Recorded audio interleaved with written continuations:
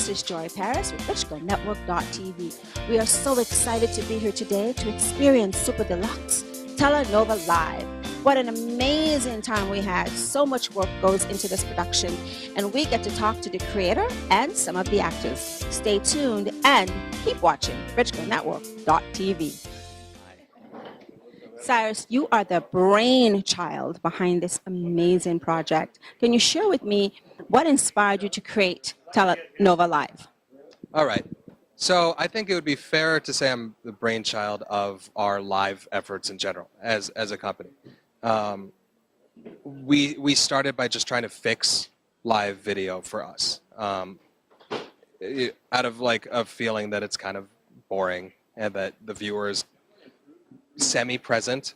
We started building tools, collaborating with like an in-house programming team to be able to make all the videos that we do live more interactive. So by and large, they're like unscripted pieces, but little things like, you know, we're making pizzas. What should we put on it? And be able to have people vote on certain options, or having, you know, other live streams where the jokes are being fed by the users' comments. We started building these different tools to make live video fun. And at the same time, we started building an audience. The idea behind telenovela is not specifically out of like a passion for Spanish soap operas, but a challenge of how do we take these tools that we've built and these tools that are working for us in a huge way and make them work in a scripted medium. So, you know, something about the telenovela kind of made sense to us because of the kind of baked-in silliness of, you know, being able to slap people this many times or push someone out of a wheelchair or whatever kind of iconic historical telenovela moments, we like worked them in. But there was also this challenge of like, you know, the majority of mobile users watch with their sound off. So if you're going to do it's extremely true. It's absolutely right about that. On average, I've seen closer to like 88% of viewers will watch mobile video with their sound off.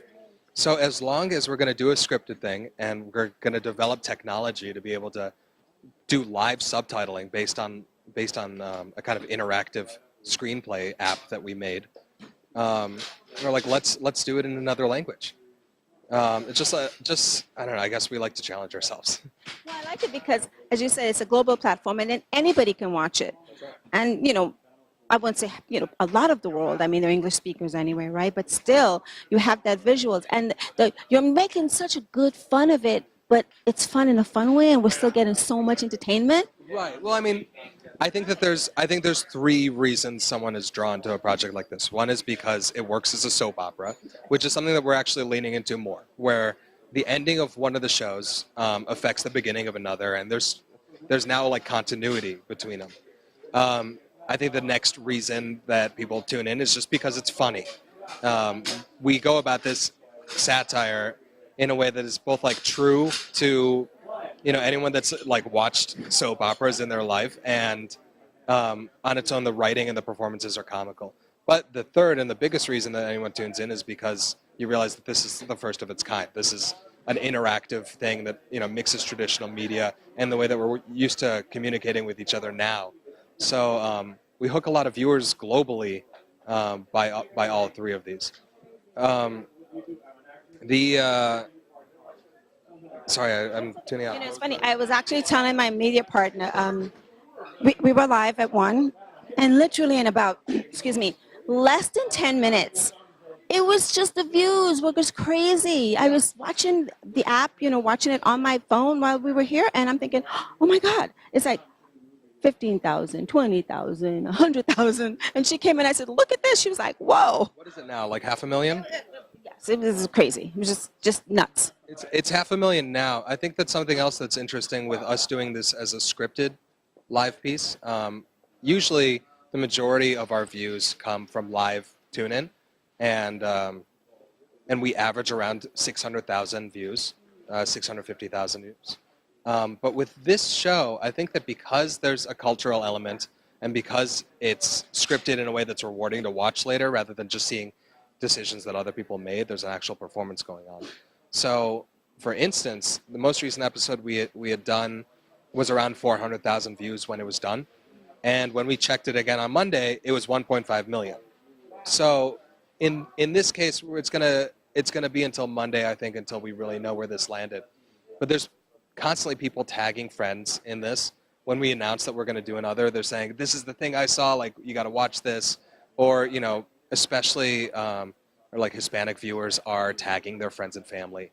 And I think especially getting a kick out of the times that the subtitles don't match up to what they're saying. I know in the Asian films, the mouth moves and then the action. So, okay, like let's say today I was busy at work and I didn't get to see this at 1 o'clock. I have the option of going back and seeing this episode. Is that possible? Yeah, I think that Facebook has done a great job of not just immediately archiving live videos, but making them still feel live. Like, you know, this is done. All the computers are off, they're getting packed in the truck. But when you watch the video on your phone, all of the 100,000 comments that we've received are lined up to particular times in the video. So it still feels like a chat room, even though those comments have already happened. And I think that's crucial to why live video is working for Facebook when it didn't work for YouTube. Does that make sense? Yes, it does.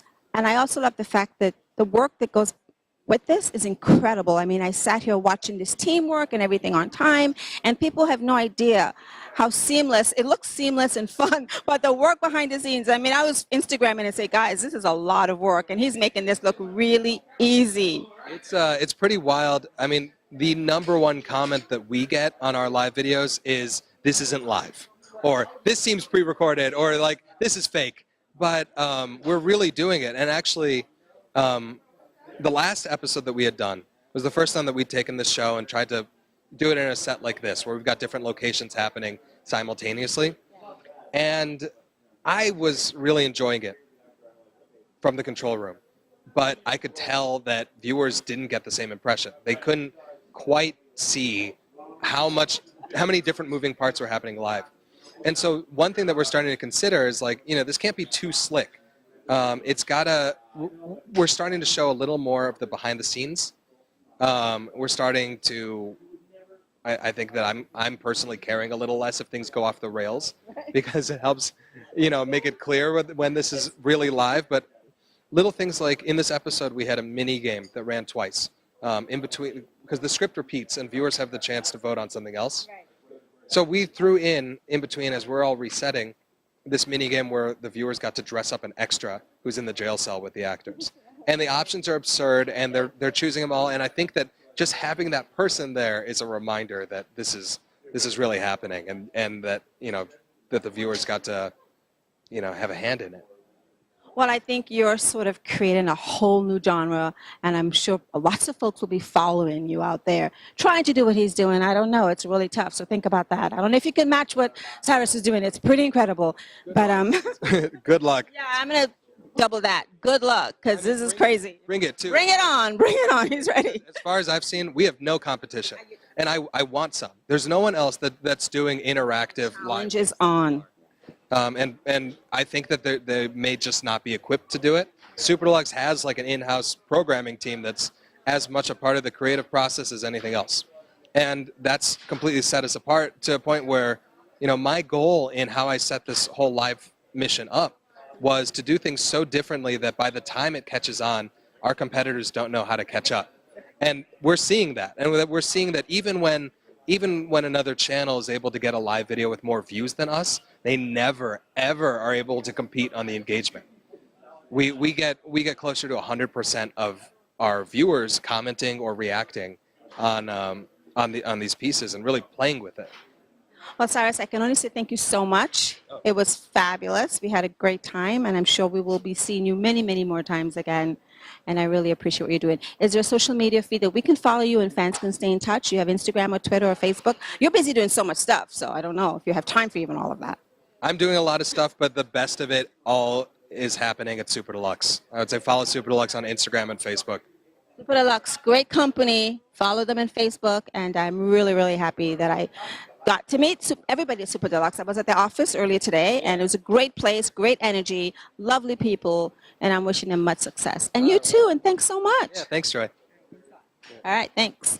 Yeah, you're welcome anytime.